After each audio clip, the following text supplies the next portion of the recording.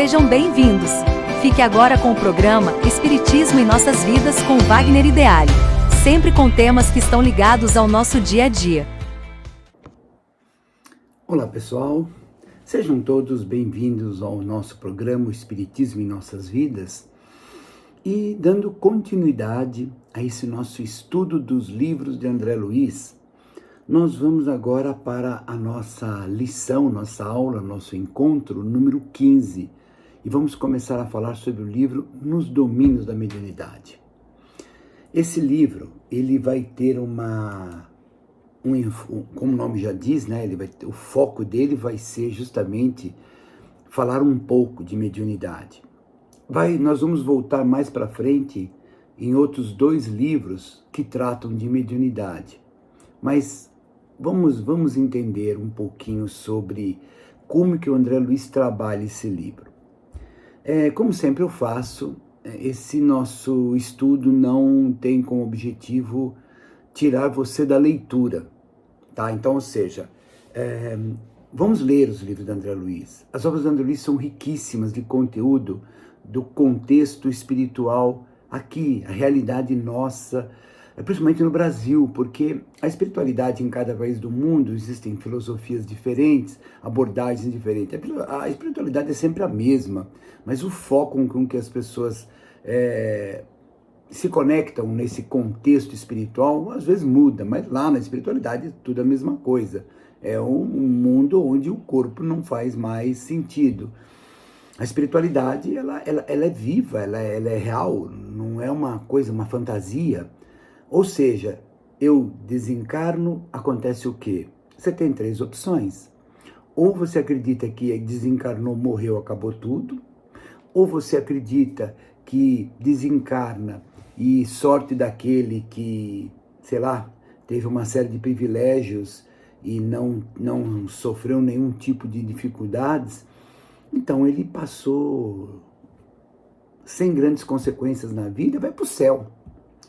Agora, infeliz aquele que chegou por uma obra do acaso, ele passou uma vida terrível e não teve condições de se recuperar, ou errou como todos erram, todos nós erramos, e aí ele está fadado a um sofrimento eterno.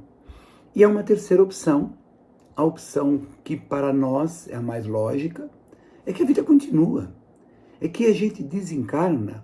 Uma vez eu vi um vídeo onde o autor dizia assim: eu tinha uma vida antes de nascer, eu estava dentro do ventre da minha mãe.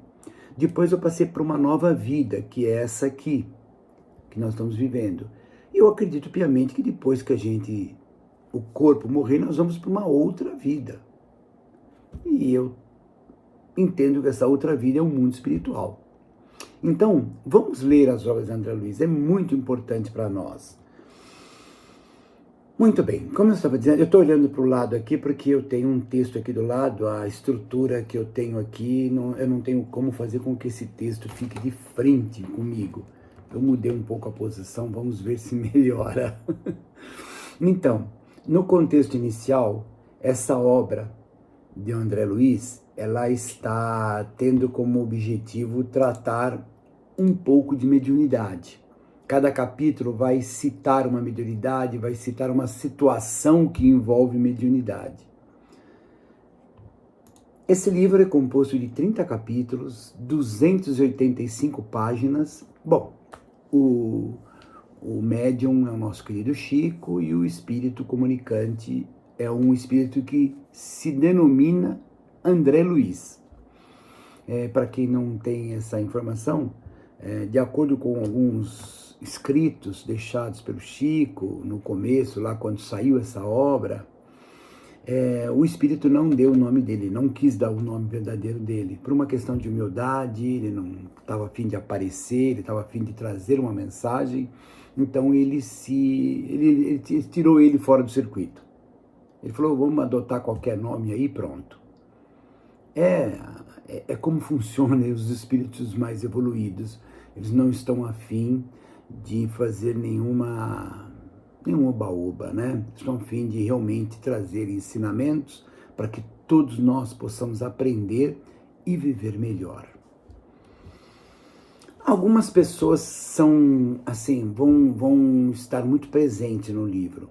O Clarencio, que é um dos ministros do Nosso Lar, o Hilário, que é um colega muito chegado do André Luiz, ele vai aparecer em vários livros do André Luiz, Aulus, que é um instrutor de um nível bastante evoluído, e o Albério, que é um palestrante que vai aparecer num dado momento no livro e vai fazer uma brilhante palestra sobre mediunidade.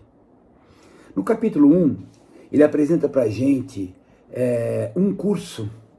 O André Luiz, o Hilário e outros espíritos participam de um curso sobre mediunidade, mostrando que somente elevado o nosso padrão mental, os pensamentos e atitudes, vamos ter mediunidade positiva, produtiva no bem. É importante que a gente entenda que mediunidade, a pessoa rica, a pessoa pobre, a pessoa bonita, a pessoa feia, a pessoa inteligente, a pessoa sem inteligência, não importa. Todos que vêm para a vida têm um pouco de mediunidade. Algumas pessoas, essa mediunidade está aflorada, ela está muito. Agora, para que essa mediunidade tenha resultados construtivos, positivos, éticos, é necessário que o médium faça reforma íntima. Porque se não houver reforma íntima, essa mediunidade está entregue a desequilíbrio, a espíritos falsos, a espíritos que vão vir com nomes ilustres que na verdade não são. Espíritos que vão até falar palavras bonitas, mas totalmente sem conteúdo profundo. Uma coisa supérflua, apenas para brincar. E eu não quero, e eu acredito que ninguém quer ser joguetes de espíritos perversos, de espíritos brincalhões. Queremos que a nossa mediunidade tenha um resultado positivo, construtivo, e para isso é necessário se faz a mudança interior.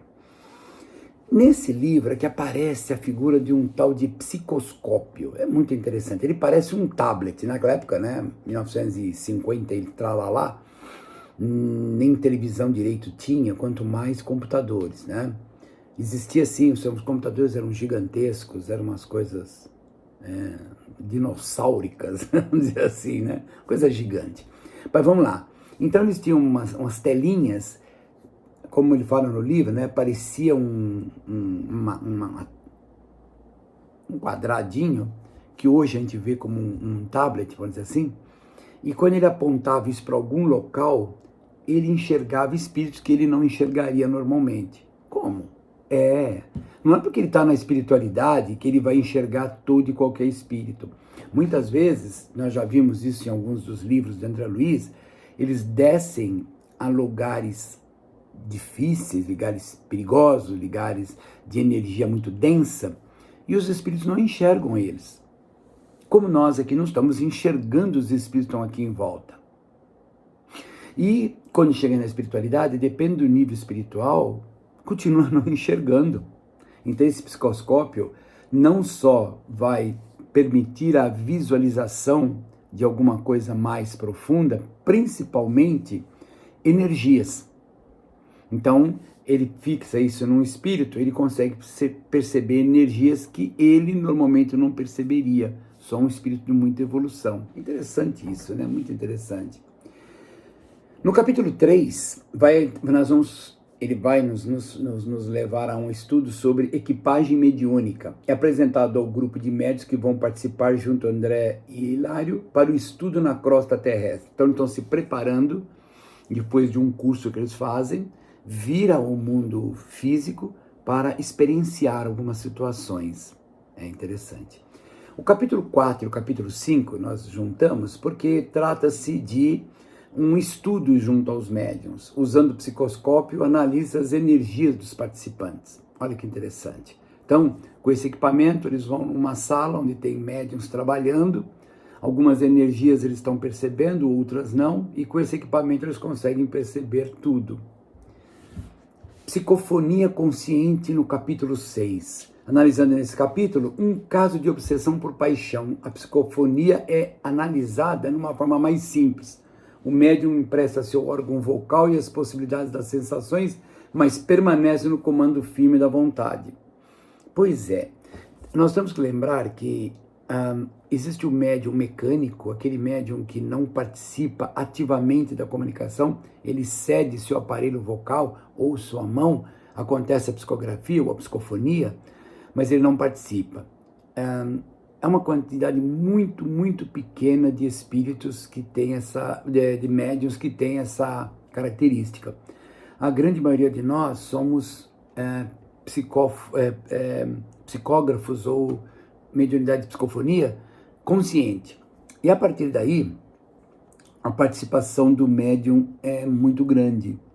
Então o espírito vem com a ideia, o espírito quer falar, o espírito transmite, mas ele só vai conseguir transmitir daquilo que o médium tem alguma coisa, tem algum conhecimento, tem alguma vivência, talvez na outra vida ou na outra, não importa, mas o médium coparticipa. Por isso que muitas vezes o espírito tem uma mensagem e essa mensagem o médium consegue passar 70%, 80%, já passar bastante coisa, ou às vezes menos, vai depender muito da capacidade do médium de transmitir essas informações. E essas capacidades estão intimamente ligadas à sua reforma íntima. Eu preciso me mudar intimamente. Eu preciso mudar o meu jeito de ver a vida, de pensar, de falar, de agir, para que eu possa ter com energias, com uma estrutura suficiente para receber essa informação e transmitir. No capítulo 7, nós vamos ver um socorro espiritual. O capítulo se constitui uma preciosa aula de como doutrinar o espírito sofredor e irônico. A espiritualidade utiliza esse instrumento para mostrar ao espírito o seu passado. Para quem não está muito acostumado, o que é doutrinar espíritos? E, infelizmente, existem muitas casas espíritas que é uma casa espírita, mas não recebe espírito. Para mim é algo sem muito sentido, me desculpe. Para mim, casa espírita, pelo menos, sei lá, uma vez por mês, tem que ter uma reunião mediúnica. Mas existe casas assim? Existem casas espíritas que não tem comunicação mediúnica, não tem comunicação nenhuma. Bacana, tem curso, tem trabalho de caridade, tem trabalho de passe, maravilhoso. Mas o trabalho mediúnico, o contato com a espiritualidade, nós precisamos ter. Pois é. E o que é o doutrinar espírito? É uma reunião prática, fechada. Normalmente tem centro que faz esse trabalho aberto. Nós somos, assim, entendemos que deveria ser feito em um ambiente fechado, não aberto ao público, para não gerar curiosidade, porque não é um trabalho simples, né? Pois é. Então, fecha-se esse trabalho, alguns médiuns preparados vão dar comunicação para espíritos que estão com problema, e um outro médium que vai estar ali, lúcido, né? Vai conversar com esse espírito, vai tentar fazer com que esse espírito entenda a sua situação e comece a mudar. Claro, não vai ser uma comunicação que vai resolver, mas esse espírito vai ter outras e outras e outras oportunidades. E uma das coisas que os espíritos usam é, por exemplo, numa determinada situação, mostrar através de instrumentos. A espiritualidade tem muitos instrumentos, pessoal, não é só nós não. Instrumentos do bem e instrumentos não muito legais, tá? Então, temos a alta espiritualidade que trabalha com instrumentos. E eles usam um instrumento para mostrar para o espírito, olha como é que foi seu passado em outras encarnações. Não pense que porque a gente desencarnou, que nós vamos ter conhecimento de tudo que nós já vivemos. Eu tive 200 encarnações, sei lá. Eu vou lembrar de tudo. Não é assim que funciona. Nós vamos lembrar sempre a última, a penúltima, no máximo. Por quê? Porque nós temos muita coisa não muito elegante guardado lá no passado nosso. Por isso que nós estamos num planeta de expiações e provas, né? O capítulo 8, a psicofonia sonambúlica, foi trazido à reunião mediúnica um espírito infeliz que há mais de 2 séculos permanece estagnado no egoísmo e apegado aos bens materiais. Foi atendido por um médium com psicofonia passiva, mas com absoluto controle moral do exercício mediúnico, olha que beleza, na qual se manteve presente e responsável. Quando um médium em psicofonia não possui méritos morais para sua autodefesa, pode ser levado a perigosa obsessão. Então, nesse capítulo vai falar justamente isso. Um espírito faz 2 séculos, há 200 anos que ele vive preso num contexto material, sabe aquela coisa? Aquela casa era dele, então ele desencarna, ele continua lá preso, ou o carro, ou um bem qualquer, aquela coisa ligada à matéria, ao dinheiro, esquecendo da transcendência da vida. E aí ele vai trabalhar todo nesse capítulo numa situação assim. E ele vai falar que o médium precisa ter equilíbrio. Dr. Bezerra de Menezes, no livro A Loucura sob Novo Prisma, ele vai mostrar que muitas das pessoas que estão em hospitais psiquiátricos, onde a maioria são hospitais espíritas nos dias de hoje, muitos não têm problema, como é que vai te falar, mental. Sim, a mediunidade atingiu um patamar tão distorcida, mexeu com as suas faculdades, ele pode estar até agora desenvolvendo um desequilíbrio mental profundo. Mas o que originou tudo isso é uma mediunidade descontrolada. Infelizmente, a medicina ainda não aceita a mediunidade. Infelizmente, a grande maioria das pessoas vê a mediunidade como uma coisa fantástica, uma coisa sobrenatural, e a mediunidade não é. A mediunidade é uma coisa humana, todos nós temos, e precisamos educá-la. Ela é uma ferramenta importante para a nossa evolução. Subjugação, esse é um caso muito grave. Nesse capítulo são observados os problemas da subjugação, que no mundo tradicional é chamado de possessão. O Espiritismo chama de subjugação porque a pessoa que está sendo subjugada por um espírito terrível. Espírito esse que daqui muitos e muitos anos, talvez séculos e séculos, ele vai acordar. Ele vai deixar de ser um espírito obsessor, ele vai começar a sua caminhada. Pois disse Jesus, nenhuma de minhas ovelhas se perderão.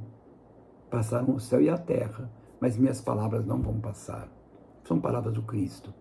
Nesse capítulo apresenta-se um encarnado com problemas de epilepsia por subjugação espiritual.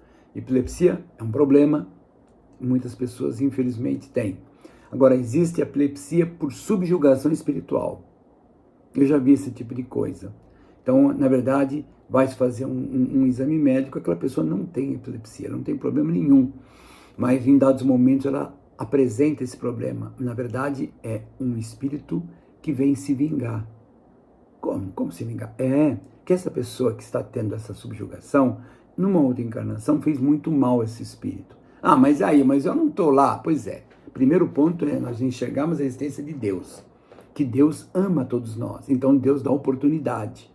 Segundo, esse Deus que dá oportunidade, ele nos dá a reencarnação, para que a gente volte e corrija. E se eu tenho consciência de que a vida continua e eu estou sofrendo algum tipo de problema, bom, eu preciso entender que algo eu fiz, então eu vou começar a corrigir. Pois Pedro deixou claro que o amor cobre a multidão de pecados. Então, na medida em que eu vou corrigindo a minha vida atual, meus atos, meus pensamentos, eu vou modificando a minha estrutura espiritual. E esses problemas, eles vão diminuir. É uma ferramenta para que eu mude. No capítulo 10, o sonambulismo torturado, olha só, é observado e confirmado a inconveniência de encarnados obsediados assistirem à reunião mediúnica. Nesse capítulo, é apresentado um caso de uma mulher perseguida por espíritos obsessores, com que a chegada de obsessores, a mulher começa a gritar, transfigurada. Então, isso é um outro caso, um outro capítulo. Bom, o livro Nos Domínios da Mediunidade, ele é um livro denso, um livro pesado, maravilhoso, muito, muito explicativo, de muito conhecimento para todos nós. Capítulo 11, o desdobramento em serviço. Olha, outra faculdade mediúnica de desdobramento. É apresentado detalhadamente o fenômeno de desdobramento do médium, seguido de psicofonia. Tudo sob a ação do plano espiritual. O plano espiritual sempre sob o controle de tudo. A referência sobre o duplo etérico, aqui considerado como eflúvios vitais, situado entre o perispírito e o corpo e se desintegra com a morte física. Né? O duplo etérico é uma substância que faz parte do nosso ser e num desdobramento, numa saída do corpo, esse corpo que sai, esse é um corpo etérico, né? E ele vai com a nossa desencarnação, ele é destruído. E quem se mantém é o perispírito, que é o envoltório do espírito. Porque enquanto eu estou aqui na vida física, o espírito está controlando, ou seja, Quem está pensando, quem está falando, quem está gostando, deixando de gostar, é o espírito. Ele passa isso para o cérebro e o cérebro comanda todo o corpo. Se o espírito está com raiva, o cérebro vai demonstrar isso através das nossas expressões, das nossas ações, e vai jogar na corrente sanguínea substâncias químicas que vai deixar a gente nervoso. Mas agora eu estou calmo, eu estou procurando modificar, estou sereno, ora, então o cérebro vai captar isso e vai jogar na corrente sanguínea componentes químicos que vão fazer essa modificação. Eu não sou dessa área, eu não sei os nomes dos componentes químicos que são trabalhados, mas é por aí que a coisa vai seguindo. Mente, espírito, mente, corpo, né? É um conjunto bastante importante de ser estudado. Daí o André Luiz nos fecha a nossa reunião de hoje como uma existência, um ato, um corpo, uma veste, um século, um dia, e a morte. A morte é um sopro renovador, sem dúvida nenhuma. E nós ficamos por aqui e aguardamos todos nosso próximo programa Espiritismo em Nossas Vidas, com a segunda parte do Nos Domínios da Mediunidade. Esse livro me fez trabalhar em 3 partes. Nós vamos ter uma segunda e vamos ter uma terceira parte, porque o livro é bastante profundo e exige uma análise um pouquinho mais detalhada. Mas não deixe de ler o livro, você vai gostar. Até a próxima, pessoal. Fiquem todos na paz do Mestre Jesus.